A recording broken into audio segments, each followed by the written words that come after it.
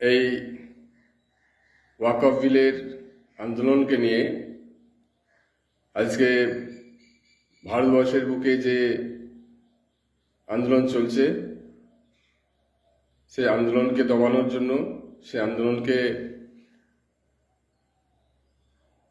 মানুষের কাছ থেকে বিচ্ছিন্ন করে দেওয়ার জন্য, মুসলিম জাতিকে সেই আন্দোলন থেকে বিচ্ছিন্ন করার জন্য বিভিন্ন মানুষ আজকে বিভিন্ন রকমভাবে চক্রান্ত করছে। তার মধ্যে আমাদের পশ্চিমবঙ্গের একদল মানুষ এর সঙ্গে যুক্ত আছে। বিজেপি তারা তো চাচ্ছে যে দেশে এই আন্দোলন বন্ধ হোক এবং তাকে ব্যর্থ করার জন্য বিভিন্ন রকম পরিকল্পনা করে আজকে বিভিন্ন জায়গায় অশান্তি পাকাচ্ছে এবং মানুষের মধ্যে খুনোখুনি এবং দাঙ্গা লাগিয়ে দেওয়ার চেষ্টা করছে। ঠিক অনুরূপভাবেই আজকে কিছু নেতা তারা প্রকাশ্যে বলছে যে কেন দিল্লির এ আইন করেছে, দিল্লির কাছে তোমরা যাও, যে সেখানে আন্দোলন করো। কিন্তু আজকে আমরা বলতে চাই যে আন্দোলন সংগঠিত হয়েছে এবং যে আন্দোলন আরো আগামী দিনে সংগঠিত হবে, সেটা শুধু কি দিল্লিতে বসে হবে? আজকে নরেন্দ্র মোদীকে নির্বাচন করেছে দেশের মানুষ, গোটা ভারতবর্ষের মানুষ। সুতরাং কোনায় কোনায় সেখানে ভোট হয়েছে, ভোট হয়ে লোকসভা ভোটে জিতে সেখানে নরেন্দ্র মোদী আজকে প্রধানমন্ত্রী হয়েছে। সুতরাং যারা আজকে ভোট দিয়েছে, ভারতবর্ষের মানুষ প্রত্যেকটা বিধানসভা লোকসভা থেকে মানুষ ভোট দিয়েই নরেন্দ্র মোদীকে জয়ী করেছে। সেই নরেন্দ্র মোদীকে জয়ী করার পরেতে সেই মানুষের অধিকার আছে ঘরে বসেই তাদের আন্দোলন করার। কেন?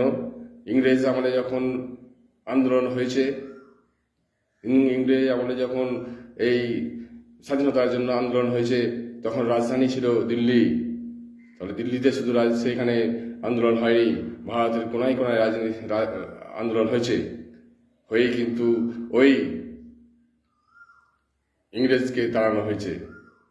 আজকে সেই একই রূপ, যেহেতু দেশ আমার, জাতি আমার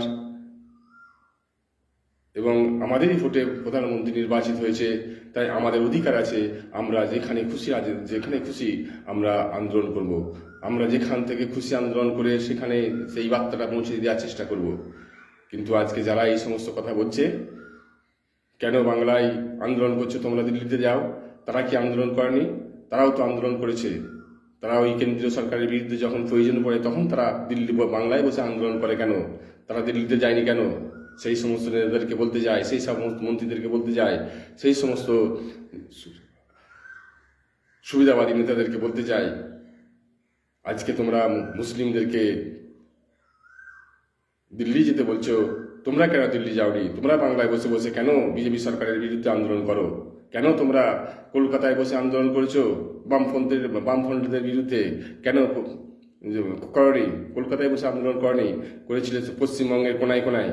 মনে পড়ে না? কলকাতা থেকে যখন বাংলা থেকে যখন বামপন্থীরা তাদের ঘটনা হলো, তাদের আন্দোলন কি শুধু কলকাতা বসে হয়েছে? গোটা পশ্চিমবঙ্গের বুকে হয়নি? আজকে স্মরণ নেই তাদের, তারা ভুলে গেছে দিনগুলো, তাদের কাছে আজ মনে নেই। কিন্তু কি মুসলমানকে দবিয়ে রাখার জন্য এসব চক্রান্ত, মুসলমানের আন্দোলনকে দবিয়ে রাখার জন্য চক্রান্ত, মুসলমানের স্বার্থকে বিকৃতি করার জন্য এসব চক্রান্ত চলছে। আজকে যারা মুসলমানের ভোটে জিতে নেতা মন্ত্রী হয়েছে, আজকে সরকার গঠন করেছে, তারাই মুসলমানের পেছন থেকে ছুরি মারছে, এটা পরিষ্কার।